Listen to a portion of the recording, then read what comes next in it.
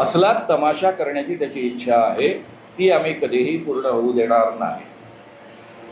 पुण्यामध्ये हे आव्हान दोनदा ही प्रक्रिया पार पाडायची आहे. पहिल्यांदा हे आव्हान त्यांनी किती टक्के त्यांना मार्क्स मिळेल, कदाचित त्यांना 10% मार्क्स मिळाले, ते म्हणाले नाही पहली बार मेरी गलती हो गई, भगवान जी का मेरा कनेक्शन नहीं हुआ, दूसरी बार मुझे चाहिए, तो त्यांच्या करता आहे.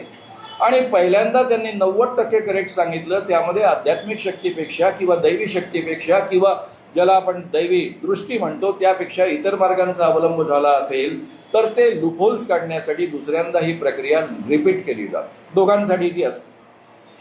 दोन्ही वेळेस जर 90% करेक्ट ते सांगू शकले तर त्यांना 80 लाखाचं पारितोषिक तेव्हाच्या तेव्हा देईन.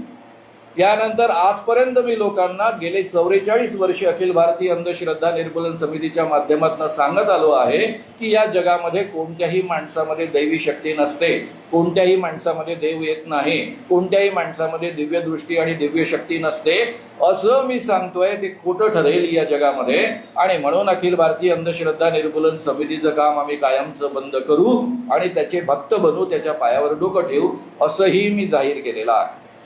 कारण मला माहीत आहे आणि धीरेंद्र कृष्ण महाराजालाही माहीत आहे की त्याच्याजवळ कोणतीही दिव्य शक्ती नाही, त्याच्याजवळ आपोआप ओळखण्याचं कोणतंही सामर्थ्य नाही, त्याच्याजवळ दिव्य दृष्टी क्लेरोव्हायन्स ज्याला म्हणतात ती नाही, टेलिपॅथी नाही, इंट्युशन नाही, या पद्धतीचं कोणतंही सामर्थ्य त्याच्याजवळ नाहीये. जगामध्ये आजपर्यंत संपूर्ण जगातल्या पॅरासायकोलॉजी डिपार्टमेंटनी याचा शोध घेण्याचा प्रयत्न केला. जे.बी. राईन पहिल्यांदा या पॅरासायकोलॉजी डिपार्टमेंटचं निर्मिती करणाऱ्या माणसाचं नाव आहे. 75 वर्ष अमेरिकेमध्ये हे डिपार्टमेंट चालत होतं. त्यातनं काहीही सिद्ध होऊ शकलं नाही म्हणून ते बंद करण्यात आलं. अमेरिकेचं मिलिटरी डिपार्टमेंट, रशियाचं हे मिलिटरी डिपार्टमेंट यांनीही या पद्धतीच्या शक्तींचा शोध घेण्याचा प्रयत्न केला. आणि जगामध्ये आजपर्यंत कुणालाही अशा पद्धतीनं आपोआप कळण्याची, ज्याला आपण इंट्युशन म्हणतो किंवा टेलिपॅथी म्हणतो, या पद्धतीची क्षमता नसते आणि कुठेही जाऊन पाहण्याची क्षमता नसते. हे वारंवार सिद्ध झालेलं आहे आणि म्हणून सायन्स हे आज मान्य करत नाही. जर धीरेंद्र कृष्ण महाराज 90% हे करेक्ट सिद्ध करू शकले तर काय, ही भारताकरता अत्यंत अभिमानाची गोष्ट ठरेल. जगामध्ये आजपर्यंत जे सिद्ध झालं नाही तर भारतामध्ये एक माणूस आहे ज्याच्याजवळ या पद्धतीची दैवी शक्ती आहे, ज्याच्याजवळ दिव्य दृष्टी आहे. हे सिद्ध होईल आणि जगभरची माणसं ते तपासण्यासाठी इथे येतील. इतकी मोठी घटना असेल, ही सामान्य घटना नाही. पण मी पुन्हा एकदा रिपीट करून आता थांबतो की धीरेंद्र कृष्ण महाराजांना माहीत आहे की त्यांच्यामध्ये या पद्धतीची शक्ती नाही. ते लोकांच्या अंधश्रद्धांचा फायदा घेऊन त्यांना केवळ लुबाडण्याचं काम करत असतात. हे त्यांना नीट माहीत असल्यामुळं आणि मुळामध्ये हा माणूस ठग असल्यामुळं या पद्धतीच्या सुरक्षित वातावरणामध्ये, जिथे दूध का दूध आणि पाणी का पाणी सिद्ध होईल अशा वातावरणामध्ये कधीही आव्हान स्वीकारून ते अंमलात आणण्यासाठी पुढे येणार नाही. आज येणार नाही, उद्या येणार नाही, परवा येणार नाही. आणि तरीही मी एवढंच फक्त जाहीर करतो की हे आव्हान दीर्घकाळाकरता ओपन आहे. मला एक कळत नाही की पत्रकार संघ नागपूरचा, नागपूरचे पत्रकार या ठिकाणी देवेंद्र फडणवीस यांचं राज्य आहे, ते महाराष्ट्राचे मुख्यमंत्री आहे, गृहमंत्री आहे, ते त्यांचे शिष्य आहे, त्यांच्या पायावर वारंवार डोकं ठेवतात. त्यांना किती सुंदर सुरक्षा प्राप्त होईल. आम्हाला कोणत्याही प्रकारे बदमाशी करण्याची संधी मिळणार नाही, त्यांनाही मिळणार नाही. आम्ही कधी करतच नाही बदमाशी, पण संधीच मिळणार नाही. त्यांना 100% सुरक्षितता प्राप्त होईल, 100% ज्यांना जी काही शांती पाहिजे ती शांती प्राप्त होईल. मग ही आव्हान स्वीकारण्यासाठी त्यांची अडचण काय आहे? अडचण एकच आहे, त्यांच्यामध्ये ही शक्ती नाही, त्यांना ते सिद्ध करता येत नाही. सर, आपण जो प्रयोग जो म्हटला, प्रयोगचा जो एक्झाम्पल दिला तो नागपुरातही कसा आला असं आपल्याला काय? कोणता? जो रिक्षावाल्यांकडून जो प्रयोग आपण केलेला आहे, एका बाबा संदर्भात कोणता रिक्षावाला? आता आपण इंदोरचं नागपुरातही करता आला नसता करता. त्याचं कारण मी तुम्हाला सांगतो. आता आमची ओळख झालेली, ज्यावेळेस माझा परिचय असतो किंवा माझ्या कार्यकर्त्यांचा परिचय असतो आणि तिथे प्रत्येकाला एंट्री नसते. तुम्ही जर तो दिव्य दरबार तुम्ही पाहिलेलं आहे. दिव्य दरबारामध्ये जो म्हणेल त्याची चिठ्ठी नाही लागत. अनेक लोक, मैंने 10 बार चिट्ठी लगाई, मैंने 100 बार चिट्ठी लगाई, आज मेरी पहली बार चिट्ठी लगी. म्हणजे त्याचा नंबर केव्हा लागेल याची गॅरंटी नाही. मी नंबर घुसवू नाही शकत. कशी तपासणी करणार?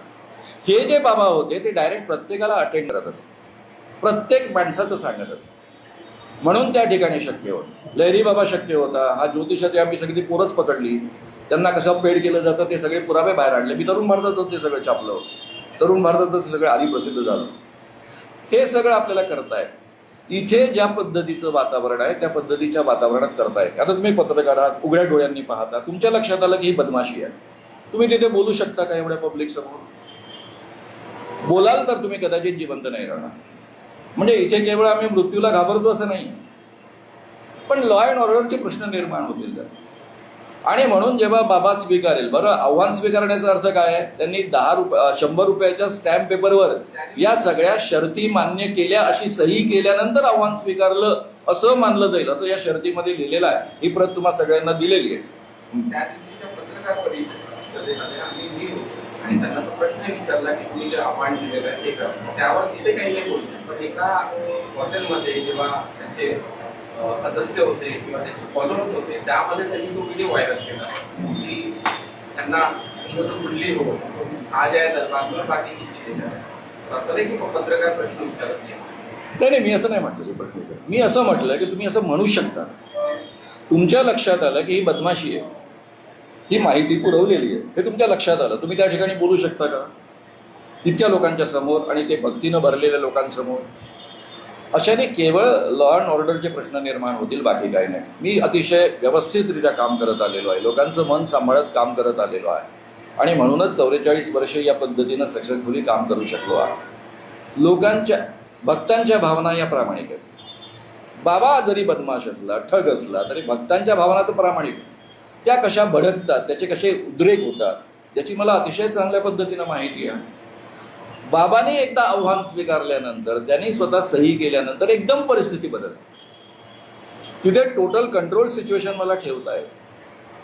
त्यांच्यापर्यंत माहिती आजकाल आता तुम्हाला सगळ्यांना माहीत आहे की विमानतळावर गेल्यानंतर तुम्हाला नुसते आपल्या डोळ्यासमोर आणला की ताबडतोब विमानाचं दार म्हणजे एंट्री दार खुलतं. पूर्वीसारखं तुम्हाला कार्ड वगैरे दाखवावं लागत नाही.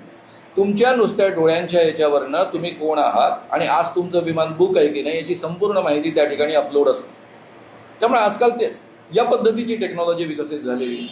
अरे माणसाचा चेहरा मिळाला की पहिल्या 5 मिनिटांमध्ये माहिती काढली जाऊ शकते.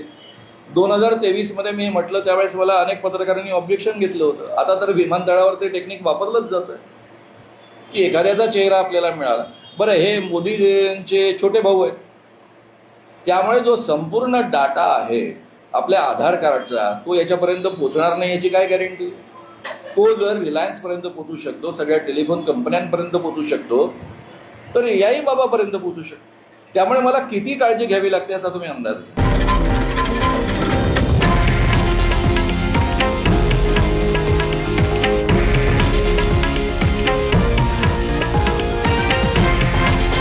हे आहे देशातील नंबर 1 न्यूज नेटवर्क आणि आपण पाहत आहात TV9 मराठी, एकमेव.